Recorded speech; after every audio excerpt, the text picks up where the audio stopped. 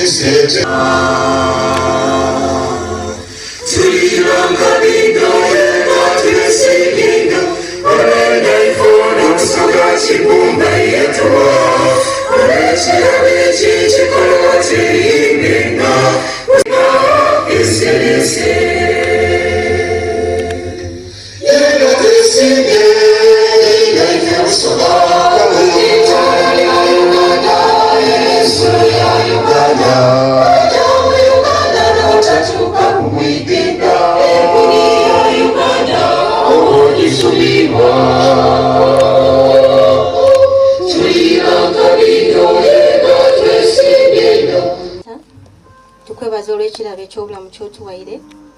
Twakwebaza olw'okututambuza yona yetuviirire watuleeta wano nga tuli balamu. Kibumbalata nenda okwebaza olwa baba waife Kyabazinga, webala okumuwa obulamu era webale kumutembeeta n'okumusobozesa okutembeeta obusoga n'ensi yaife. Twayongera okwebaza olw'omwami baba waife Profesa, ensonga lwaki tuli wano olwaleero okusagamba.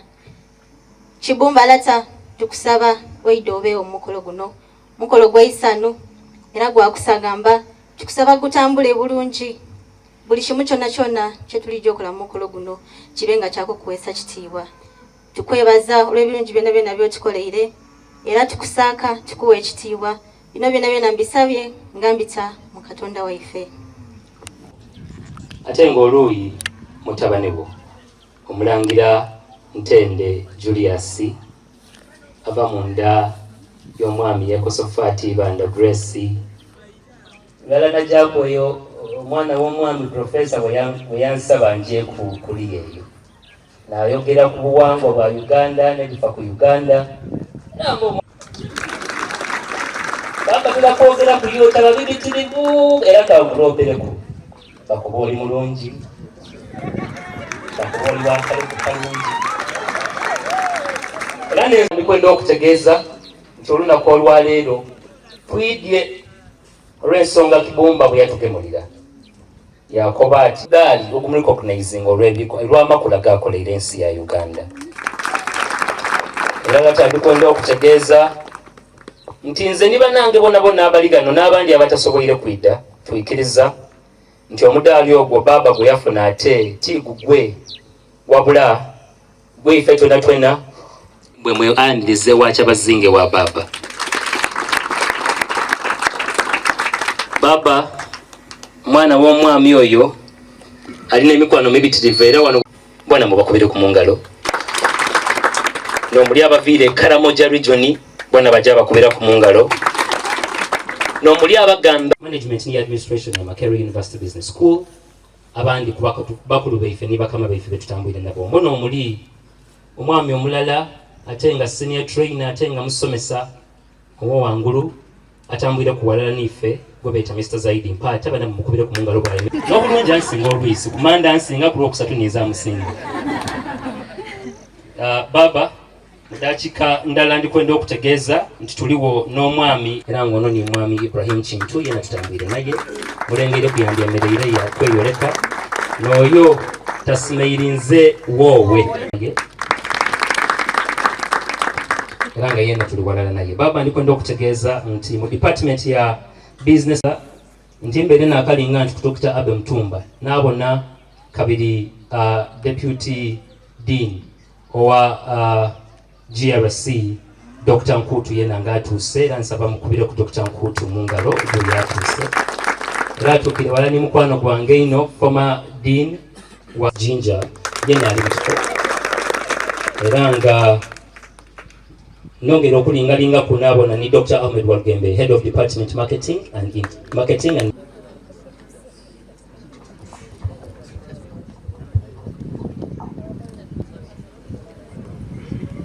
Kyabazinga wa Busoga tuli basanufu ino nga Nseete olw'okusiimako waikiriza otukyazeeku olunaku lwaleero kikyagaanika yagaanika aye otulaze nti olina omukwano era nife baani abali kubonako olwaleero abatyemeeyo baakuba obugalo. Baba ndikiriza kweyandulire erina ninze Cyrus Mwesigwa nzaalibwa omwami Godfrey Magumba wamu ne mukenkedde we gwe yasiima omukyala Joan Aweebwa abawangaalira eimaniro mu district y'e Mayuge. Baba ndi mwaka gwa kusatu nikola degree mu entrepreneurship and small business management. Baba omwaka ogwo wegunaatuuka ndowooza nti business dino entontono editandika naba okudi managinga muku wenkulopera ensonga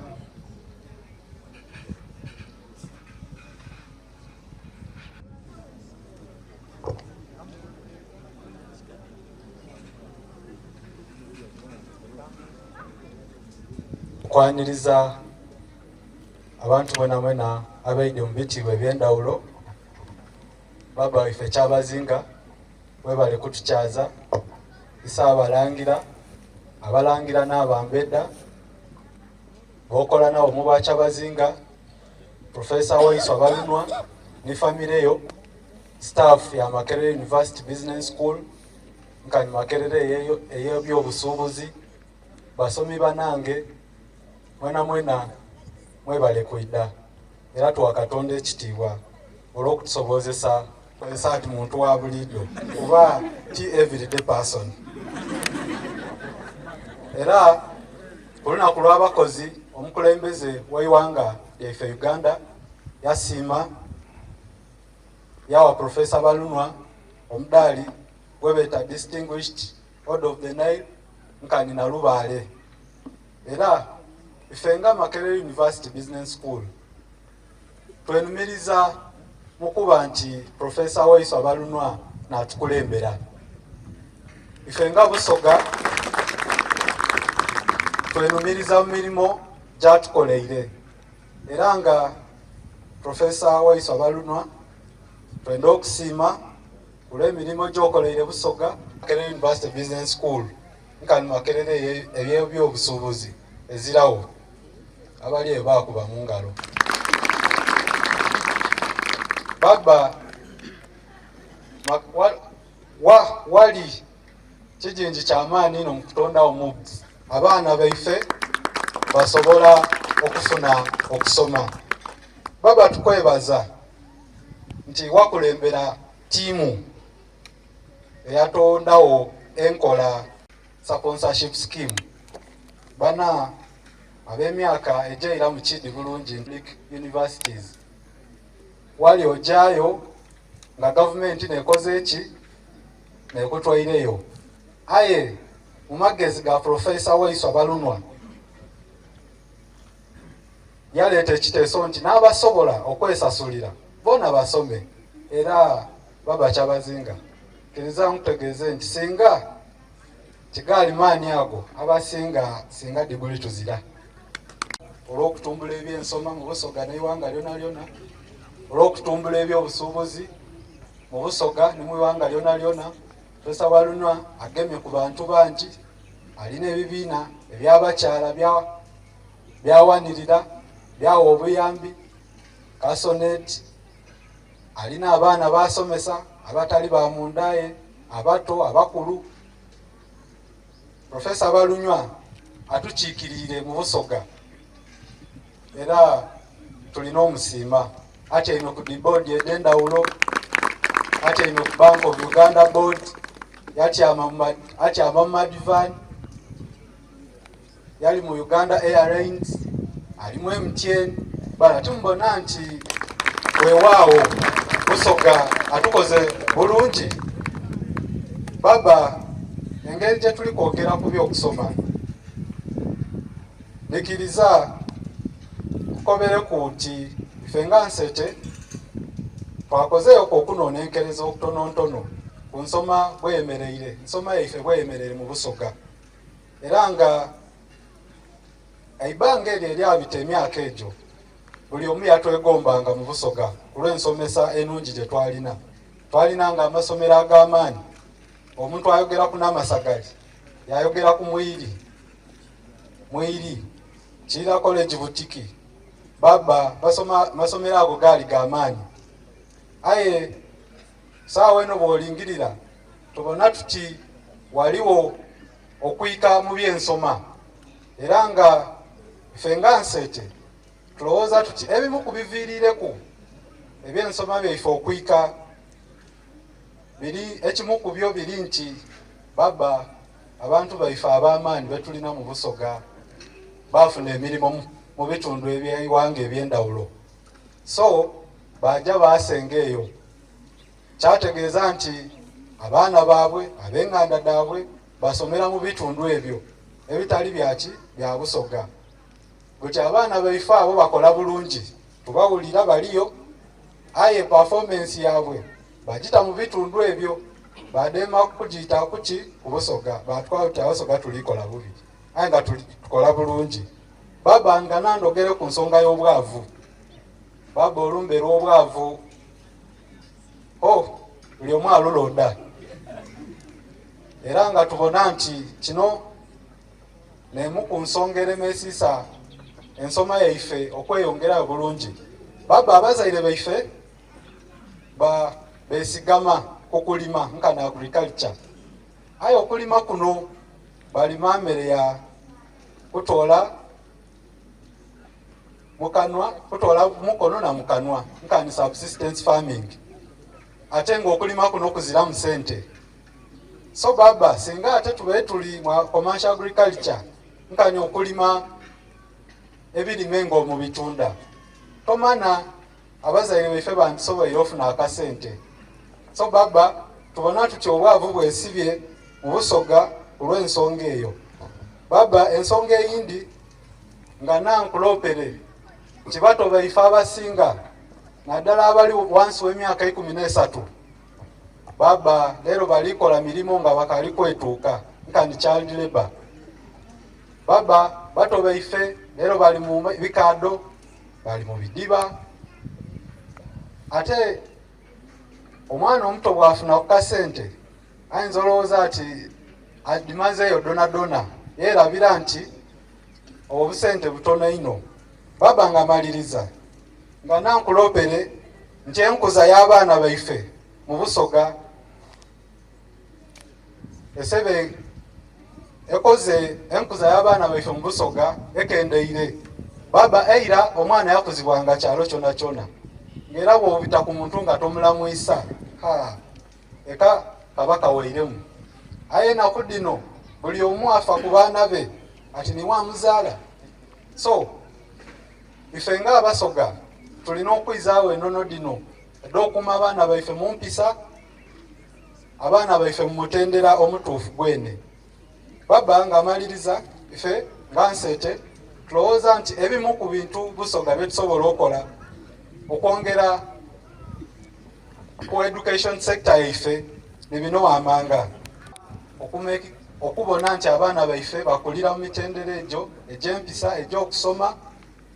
Baba ebikozesebwa mu masomero nga infrastructures, ebibiina tubona nti banaife abandi basomera mu miti bazira bitabo, abasomesa abandi basomesa balwawo ati omusaala guzira ati mutono. Baba tusaba nti gavumenti etuyambe eyongere ku bibiina kuba tuli bangi. Baba kandogere ku Kyabazinga scholarships. Baba era nsaba nti edo sikala ediva mu bwa Kyabazinga nsaba nti dituuke omwana owewansi era okudigabanya kube kwa kyenkanyi. Baba ndikiriza nkulopere nti emu ku nsonga gye tusobola okukozesa okutumbula ebyokusoma byaife n'okuba nti tubuulira bannaife abali mu masomero abato nkani career guidance, tujye tubasomese tubawa basibu nzaalibwa omukyala Roberta Nabi Federes nga teyeena kuno talutumire mwana. Baba executive nyolibona abasinga bali mu final ya bali kumaliriza mwaka gwabwe okusembayo. Tukusuubira nti bwe twatukolaganye wano bwa Kyabazinga baba ng'otwesize tukwenda tusitule baana banaife mu byensoma, tusitule abazaire baife mu byokulima, otukozesa otutume ife tuyikiriza tweboireyo tuidakola n'olukuba otuyida kusiibanga wano ng'eza kulya na kunwa tujja kuyidanga Nseete. Nseete! Nseete! Ndikwenda ko ibereke koma wano wabula tuginayo paka obontongi fumbo wa Iseibwe Kyabazinga Gabula Nadiope wokona. Baba ndowooza obwine kyemukobere ku mukutandika akobya ati niwe beida wani basiba wano ne batalya kantu konako na beida kwida ate nga tibalimbye. Leero ono timekeeper mufunye era ajja kukuba bwakadde bw'anaaba ng'aswisiza eddakiika 2. Timekeeper wange wuuneene bana munkubirire ku timekeeper mu ngalo. Abandi bamweta University Don baba nga otutambulira ebyo n'abandi bamwogerako ebigambo bingi mbw alina ssente mbw afaanana bulungi ate mbeereko einuma wale wayiwa mukwano gwange Robin. And we are located in the most industrialized village in Kasolo, a village that has love, a village that has opportunities, and we are glad to have been hosted in the kingdom. To serve the kingdom, to develop the youth in the region, to share the knowledge with the youth in the region, and we are very much appreciative. We have not had in their undergraduate degrees, and we are excellent people. Most of these people are employed, but they are excellent. And I would love to appreciate Professor Waswa Balunywa also for equipping us with the knowledge. Baba, I would love the academy. Congratulate the chief mentor behind everything upon this milestone. And when we speak, we may not end. But we thank you so much for the opportunity, and we believe together we are going to develop the region. Thank you so much. Nkwebaze ahabo kwikiriza kandi twike hihiniwe twije umaka gawe kandi abatunga byo kurya bangira ngo bo biguta ekikumanyisa ngo omurangira ntende ekiyagamba n'abazima emere yona nerugaha nikiriza nkwebaze aha bwo kukuza abantu bine michwe kandi bino kukunda kw'abantu bone abasoga abi ntungiro mugisha kugambaho nabo ningabo kuturaho nabo mbarebere nk'abantu bina emitima mirungi kandi bakwendeza abantu bone abweshongeyo ejo itukwebaza webale munonga kukora umurimo gw'amaanyi omulebe ihanga kandi okugamba hari professor ekihembo chi president wa Uganda yahire professor ekyo kya first class tikihembo kya Busoga konka n'ekihembo kikukwatanisa hamwe abantu bona bihangeri nimuza kwikiriza nanye nti abantu abasitami omutenteze n'abamahanga mingi nekimanyisa ngu profesa akwasiraho abantu tibasoga bonka konka buli omwe webale munonga profesa kwikiriza kutukwataho twena kandi kuba ino mutima murungi kuya for you.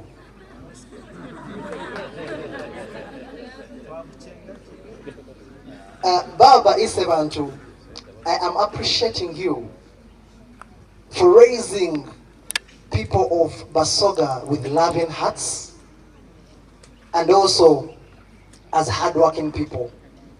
Like I said in Ruchiga Runyankore, the Basoga that I've gotten a chance to be close to are very loving people. And it is a sign that we always need to work together and as well live together harmoniously if we want to develop this country. Baba Isebantu, we also appreciate the chance you've given us, even the people from different regions, to come closer to you and get to either listen and learn from you, but also just to appreciate the goodness that is in you, just like Brother Ntende Julius was saying. And to Professor Waswa Balunywa, we appreciate you because the award that you got, or the medal that you got, is not just a medal to Busoga region, or not just a medal for the work that you have done across the Nile, but also across everywhere in this country.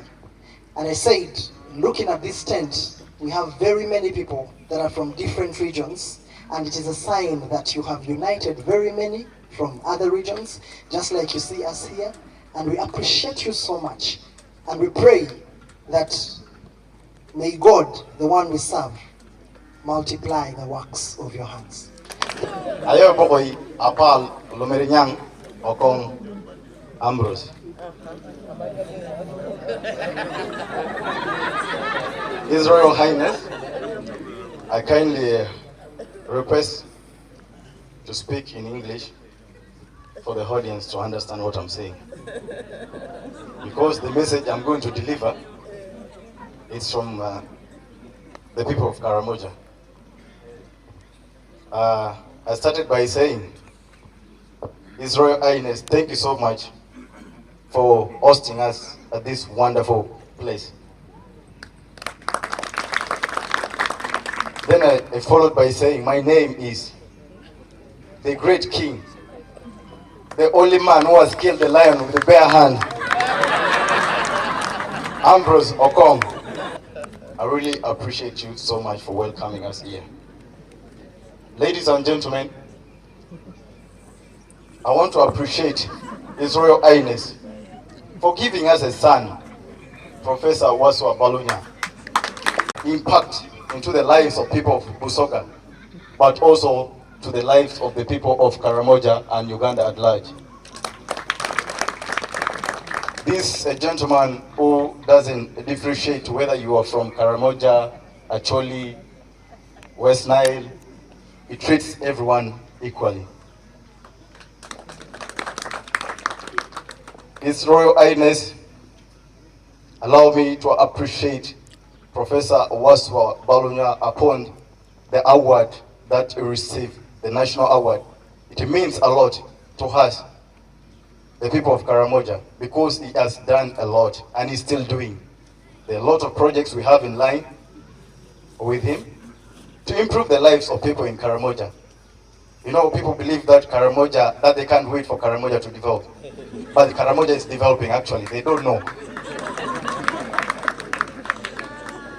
And in a special way, I want to say, by standing here, we are creating a strong friendship between the Busoga region and the Karamoja community.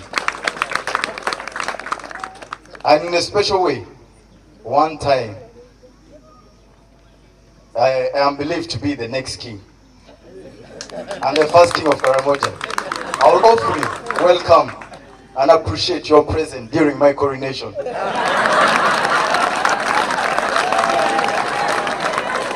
Thank you so much, His Royal Highness. I'll be grateful if one time you say that you want to visit my people in Karamoja. They are so welcoming. People have this in mind that these are people who are very violent, harsh, but these guys are so welcoming. I know they believe that all the cows in Uganda are theirs, but trust me, we have changed from that mentality. Thank you so much, His Royal Highness. Looking forward to welcoming Karamoja. Thank you. Abasomesa bonna mu ssettendekero ku lukiiko olutwala University. Tuli basanyufu nnyo ayi Kyabazinga nti otukkiriza ne tujja wano. Weebale nnyo, weebalire ddala. Weebale kutukyaza bulungi. Weebale okuba n'omutima omulungi, weebale kufaayo okwagala abantu bo. Tukwebaza mu ngeri enjawulo. Tukwebaza olw'omumuli, olw'omusajja ow'enjawulo gwe mwatuweereza e Buganda. Afuuse ensonga nti we tuba twogera, omusajja gwe twogerako Profesa Balunywa, taala gye tuli. Si eri Abasoga, si eri Abaganda, wabula buli omu. Wakiŋŋamba ettaala, ettaala si zino enzungu, wabula ettaala zino ezaffe eŋŋanda, nti ettaala esobola okupulaanya ettaala endala ne zaaka. Profesa Balunywa yettaala eyo eyakisizza ettaala ezisinga obungi wano mu ggwanga. Tukwebaza okubanga otuweereza omusajja omukozi omumalirivu ayagala Kyabazinga we n'Obusoga, ayagala Katonda, omumalirivu, omukozi. Tukwebaza nnyo ayi Kyabazinga, era nga wano we tuyimiridde nga Nkobazambuko twongera okuleeta obweyamo bwaffe. Tukusuubiza nti okusomozebwa weekuli wano mu ggwanga, naye tetutudde ng'abavubuka mu ngeri enjawulo, tukwenyumirizaamu era tetutudde tujja kwongera okukola tujja kwongera okusaasaanya amawulire g'okwagala okukolera obumu n'okusonyiwagana. Tukwebaza ayi Kyabazinga era nga tukusuubiza era nga tusaba Katonda ayongere okukuuma obeere bulungi oleete essanyu eri buli omu mu ggwanga lino Uganda. Weebale nnyo ssebo. Mpozi nja kusaba omu ku bakulembeze baffe waakiri akubuuzeeko ayi Kyabazinga. Weebale nnyo ssebo. Weebalire. Baba waife Kyabazinga tusanyuse nnyo era tuli basanyufu nnyo ffe nga bannankoba za Mbogo olw'okutwaniriza mu lubiriro luno.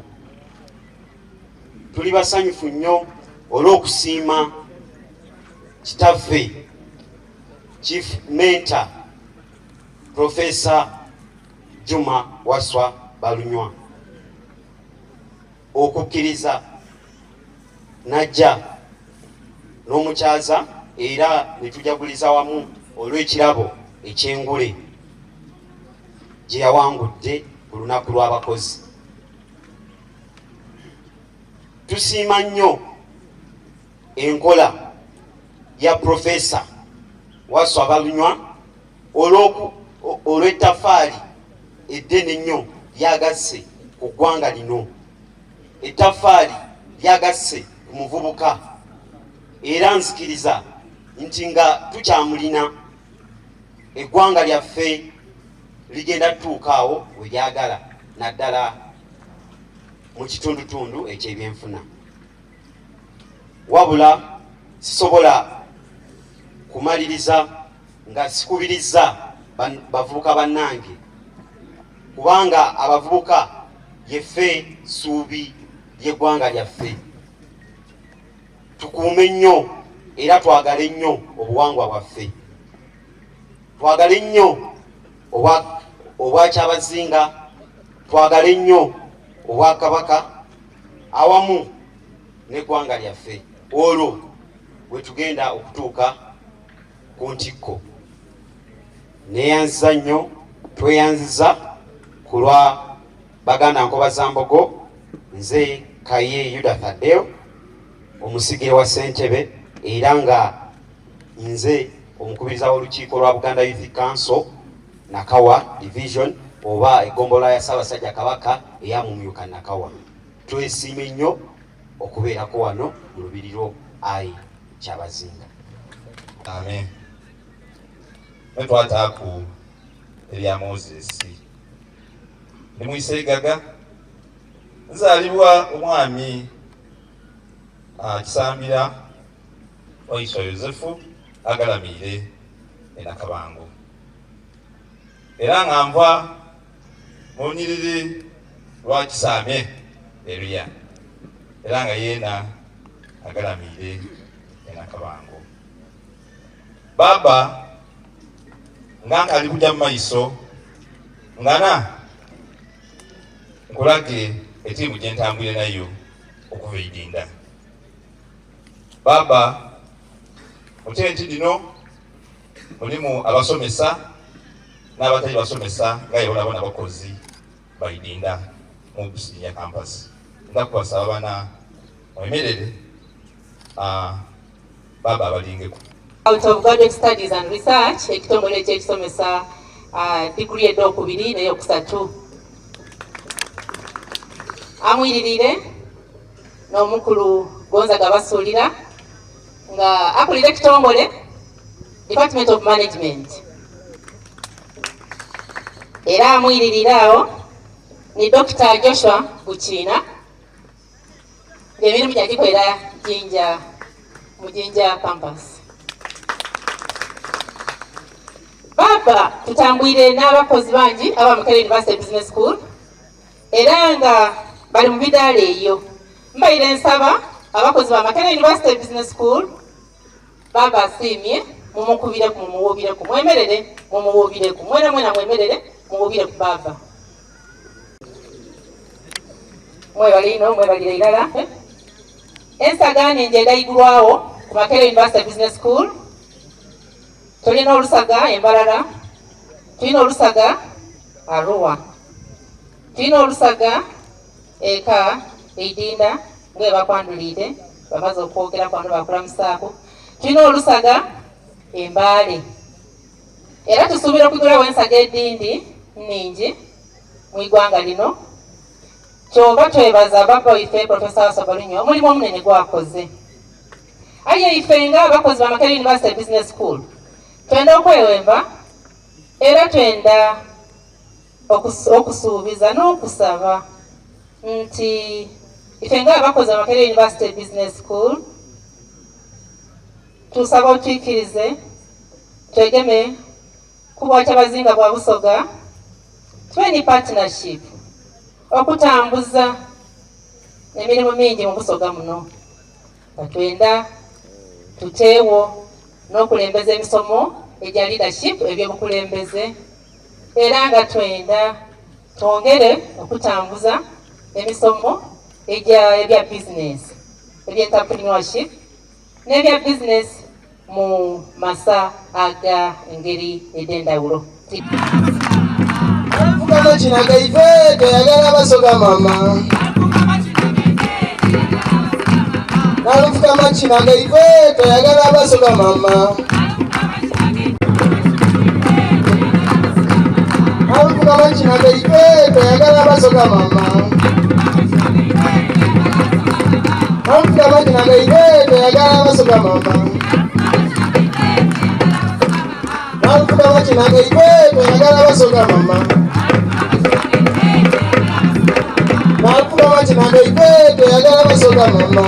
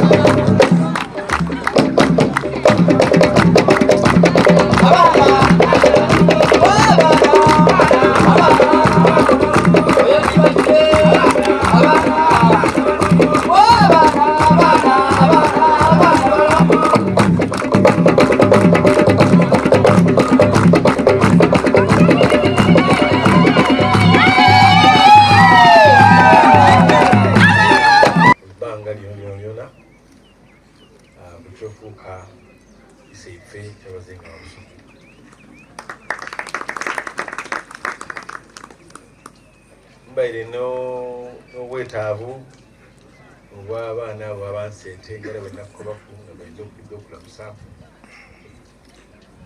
era ndakusaba busiime naaba nga tumaze omukolo benda okubaako pica niiwe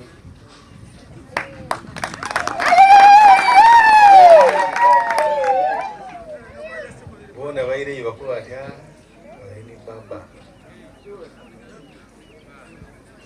seife mukolo gwa leero ngera bwe nali nkusabye gwali gwakuleeta omudaali guno baba mukwangire omudaali guno bagwongereire ayezerago Nile Class One, first class.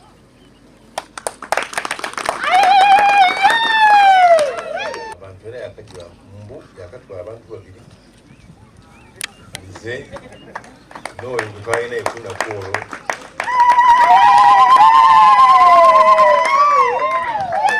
era banange bano bakoba bati Profesa Balunywa n'abandi nkaaga bafuna emidaali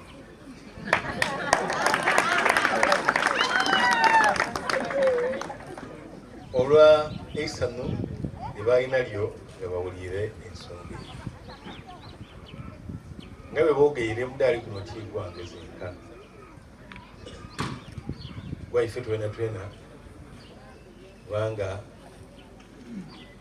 baguwa Kyabazinga ate bali kukumpeera mu ttaka lye Namutumba. Kale kyama ekyokuboneraku eri abo abaaliyo n'Abasoga okuba nti omudaali guno pulezidenti yasiima yako mbaire mu Makerere emyaka mingi nga bwowulire nga nakola emikwano egy'abaana bano bensomesa era nga bwebawulire endagana ino aye nga buli kaseera bankuba twale baba ndi kusaba baba buli semesita ekkirize baidde nga bakukyalireku wano kubanga obwa Kyabazinga bwa Busoga n'obukuuma culture yaife n'obukuuma ebyobuwangwa bya Busoga kale kutubanga tetubiri kumpi nabyo osanga abaana bano bayinza okuva ku mulamu ogwo gwa culture bayira ku nsonga nkwebaziiza olw'obukulembeze bwolaze mu Busoga kandireku neyabaze mukyala wange ne famire kubanga emirimu gyotukola aye bwe batubayikiriza ogikole tusobola kugikola. Nebaza baganda bange n'abaana nga bwe bali baba abaana nzaire bangi tikamanira kumanya bali baani bangi ofuna kale bafunye kumalero ndera kukwebaza benkola nabo Dr. Idi basalirwa yoni wano oluyi luyoni nze namugaba myaka 27 nze namugaba yaja embuga niyasenga yava Kamuli yaje eyo Bigiri yafumbirwa aye nabo abantu basobola okusomesa nabo batuuka ne kubitiibwa ebyo byobwadiini eddiini baino mwebalindu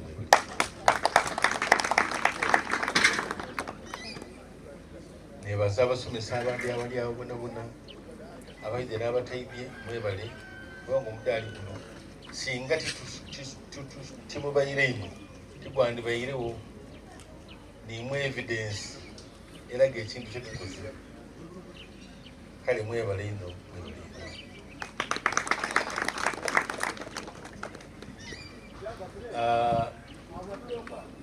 ebaireyo abantu aba academy abaana abo waliyo graduation yaabwe bantumye nga benda baidde bakulamuseeku bubonka kubanga beewuunya ino nga bakuba ati wende kweno kusisa kumpi Kyabazinga nti kale benda ino baidde bakuboneku bakukyalireku ndakusaba oyikirize tubidda mu maiso eyo ekintu ekikikolera baba maliza ebigambo byange kyekiyinza kuba bingi nankubiriza Obusoga somesa abaana ndi musomesa nkubiriza Busoga somesa abaana nkubiriza Busoga somesa abaana okusinga n'omwana omuwala obwavu mu Uganda buno buli kuva kuba nti abaana abawala ba dropping out bavaamu kubanga batukoba nti P1 tuingiza abaana milioni 8.8 bamala emitwalo 6 aba dropping out 2 milioni 8.2 abaana abo 50% omo baana bawala abaana abo batandika okuzaala myaka egyo bazaala bati bali kuzaala abaana okuzaala bwavu n'olwekyo okubiriza Abasoga era nsaba baba ekintu kino okiteeku neisira abantu batwala abaana basome abantu b'enkoba okusukala abana okusoma bakuba nti gavumenti etuyambako omulimu gwaife gwaife okubona nti abaana basoma gavumenti etuyambe kuyambe baba ekintu kino ntume mbe nga kyendogera ku buli kaseera ekyokutwala abaana okusoma obwavu mu Busoga buli kuva mu kuzaala abaana bangi nga bazira kyolikola. Eri omulangira ali eyo baali abaana 6 baba waabwe yabalekera ekaana na 2. Buli muntu yafuna kweka 7. Omu ku balangira abo alina abaana 17. Abaana bali ekedo yagabanaku obubwavu bwereere. Abaana abo balina okuvaawo bajje banoonye ekintu ekindi ekyokola. Abantu bange babogeere ayi kiviire bulungi basabye basobola okusomesa Abasoga ebintu by'okutandika bya bizinesi n'ebyobukulembeze. Ekintu ekyo nkiwulire nga ddiini akyogera n'omuntu owundi akyokiire. Nsaba nti Nseete n'abasomesa aba Nseete basobola okujjanga buli mu holiday nga basomesa abantu ab'omu byalo gye bava ebintu ebyo.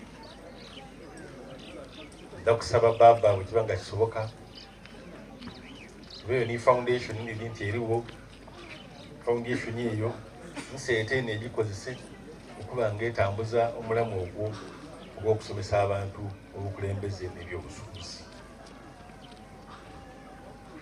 Foundation eriwo tusaba tugigaiteku foundation eyo tusobola okusomesa Abasoga ebintu ebyo. Twebaza president yaleeta ebyobukulembeze bingi buli muntu leero abulira nga asaanye okuba LC naye nga tebayidde lwaki balekire mu LC. Aye bwe tunaba nga abantu abo tusoboire okubasomesako osanga adda kuba mu ndawulo. Ensonga eyindi baba eresa obuzibu endaga.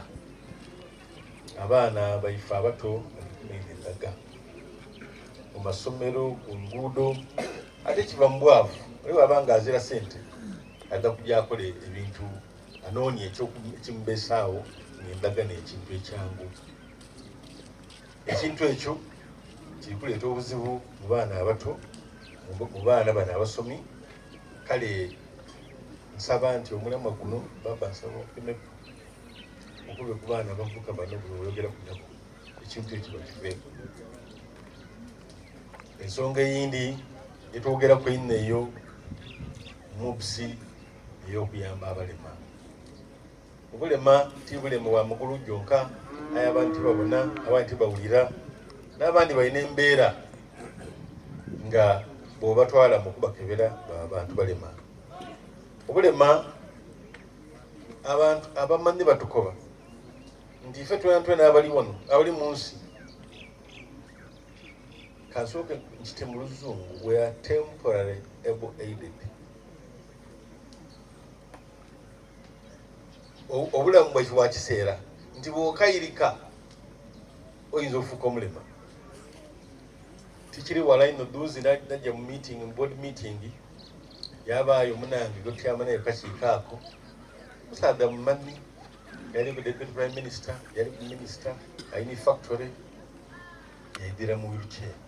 Aye nga tumaze naye emyaka 5 kutyama kakiiko aye ng'abaire mulamu. Nekyo ekikoba nti we are all temporary able aided.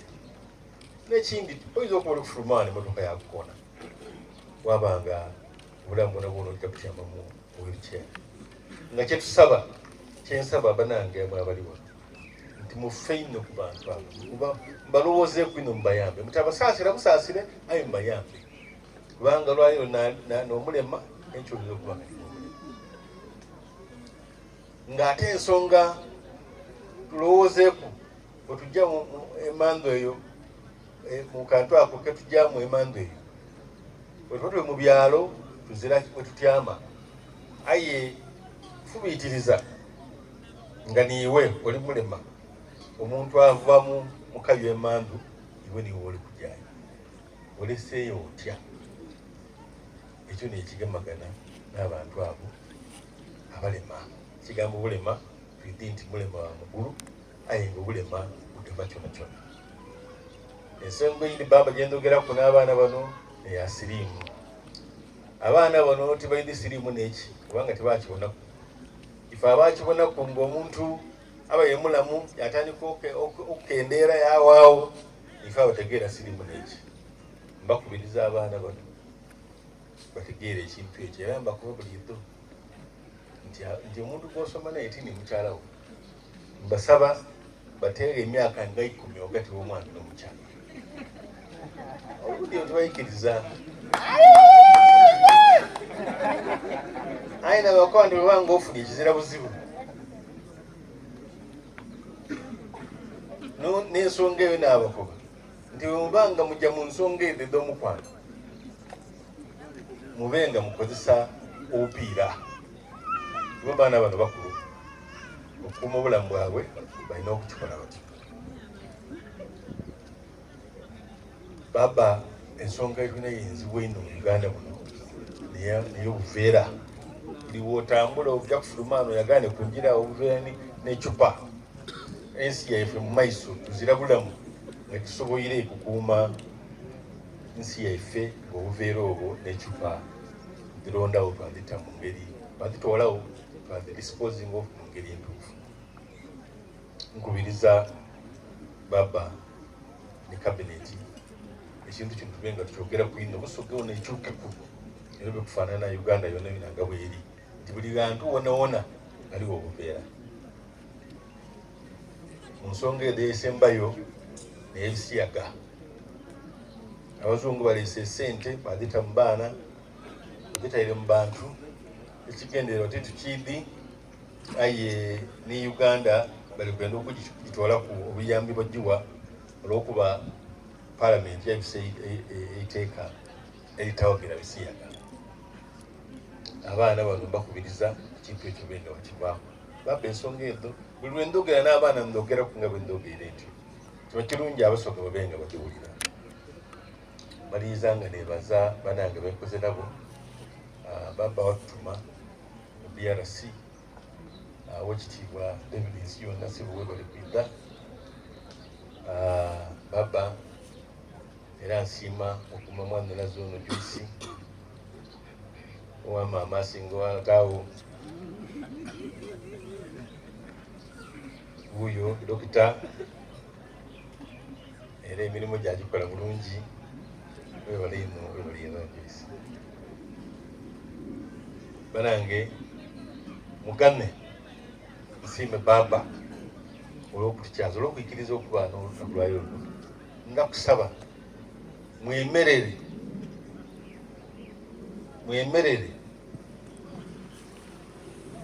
ebeeyo omulangira ntende nendo timing twinda tukube engalo nga tumala eddakiikanda n'ekitundu kubanga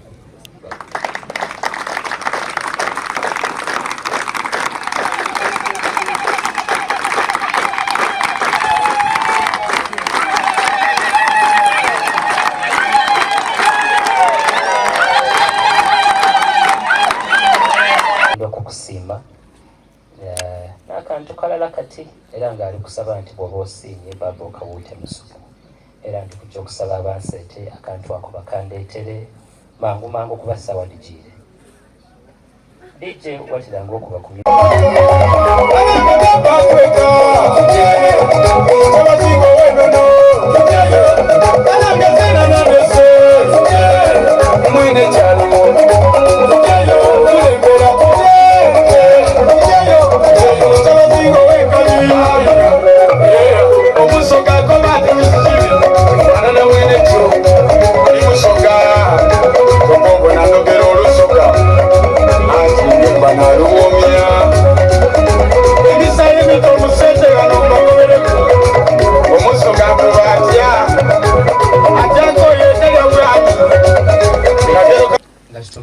waliwo kanakandi ketutaidi oba kanaleetebwa mu maiso go kayinza okubuukabuuka ikkiriza kasigala eyo olw'obutaleeta bubenje kayinza atandikira naku nze mwene ate ntya baba tukusaba eddoboozi lyange ebigambo ti byange ebigambo bya Profesa Waswa Balunywa tera teikiriza olw'okutukyazaako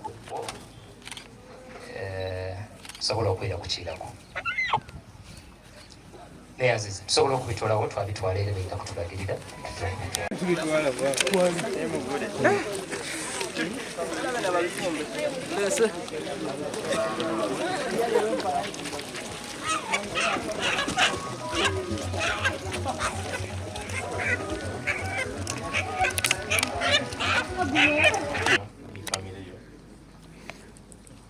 Staff aba MUBS obitiyo yemu abakozi abo Kyabazinga bwa Busoga bagenyi ab'enjawulo obitiibwa byemu all protocol observed usangaire ino kubafunako olwaleero era mwebale kuyita mungi muti tandika n'okwebaza wanti mulaze obwagazi eri ebyenono n'ebyobuwangwa era nga kino kiva mu nambala y'omwiryemu mwebale eno nabyakwangwa era nayongera okubeebaza emirimu egy'endawulo gyemukola gyemuwangaanya abaala omukisa guno gyekunsonga enkulu yeeno olw'ebiseera ebigiire yoza Profesa Balunywa obutongole olw'emirimu egy'endawulo gyakoze oba oli ali omuto okusa wali akoze emirimu kamaala abantu gyemwogereku gyendasobole kwogera ku ssaawa gye kubanga oba obuto bwe abaire mukozi emirimu mingi ino gyakoze era ayambye abantu bangi ayongera okumwebaza okuba ekyokubonerako eri bamusaayi muto kuba eri omuntu okuba omukozi aye nga kiri muntu wabuvunanyizibwa nti Profesa weebale ino kuba wabuvunanyizibwa weebale kuba kyakubonerako ate era weebale kuba itaala ly'abantu bangi nsomeyisa abantu kamaala ababaire bamusaayi muto ate abamu bafuuka bakugu mu mirimu gye bakola ate era afuuka ba mugaso era eggwanga lyaffe Uganda eri Busoga n'ensi yonna yonna.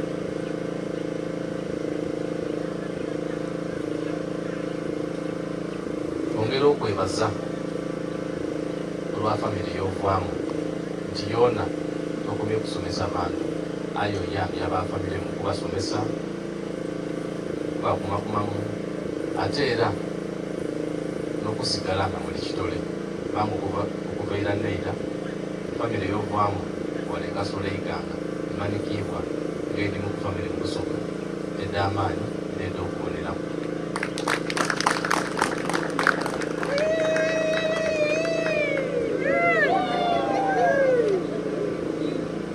Era ku mirimu gy'okola otakoma ku egyo yongeraku bwabongere wafunye omudaali gweyinonera obulungi gwetasobole kwinonola ekyo kyalaga nti omukulembeze akulima obwesige bungi era tusuubira nti emirimu akakutuma webale butatuswaza.